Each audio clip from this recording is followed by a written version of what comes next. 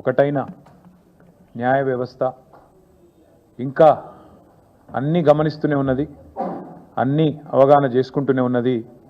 తప్పకుండా సరైన సమయంలో సరైన పద్ధతుల్లో స్పందిస్తుంది అని చెప్పి నిన్న సుప్రీంకోర్టులో జస్టిస్ గవాయి గారి నేతృత్వంలో జరిగిన ఆ వాదోపవాదాలు విన్న తర్వాత ఈ దేశంలో సగటు పౌరుడికి న్యాయ వ్యవస్థ మీద గౌరవం పెరిగే విధంగా, ముఖ్యంగా అధికారంలో ఉన్న వాళ్ళ అధికార అహంకారం తగ్గే విధంగా ఉన్నదని చెప్పక తప్పదు.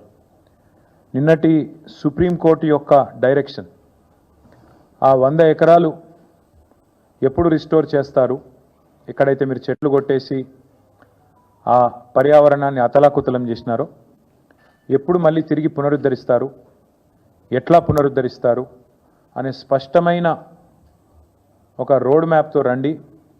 లేకపోతే అక్కడనే అదే స్థలంలో ఒక తాత్కాలిక కారాగారం ఏర్పాటు చేసి, తాత్కాలిక జైలు ఏర్పాటు చేసి మీ అధికారులను జైలుకు పంపుతాం అనే మాట సుప్రీంకోర్టు నిన్న చెప్పింది. అంటే నిజానికి ఇంకో ముఖ్యమంత్రి అయితే కొంత ఆత్మాభిమానం, కొంత పౌరుషం, కొంత సిగ్గు ఇవన్నీ ఉన్న ముఖ్యమంత్రి అయితే ఈ పాటికి రాజీనామా చేసి పోవాలి.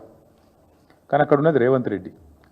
ఆయన కిందాక నేను చెప్పిన ఇలాంటి ఏవి కూడా లేవు కాబట్టి సహజంగానే దులుపుకొని పోతూ ఉన్నారు. కానీ నిన్న సుప్రీంకోర్టు డైరెక్షన్ ఏదైతే ఉందో ఇది 100 ఎకరాలు వెంటనే పునరుద్ధరించాలనేది, ఇది విద్యార్థుల విజయం, ఇది హైదరాబాద్ సెంట్రల్ యూనివర్సిటీ యొక్క ప్రొఫెసర్ల విజయం. నిజంగా చెప్పాలంటే ఈ రాష్ట్రంలోని, ఈ దేశంలోని పర్యావరణ ప్రేమికుల విజయంగా చెప్పక తప్పదు.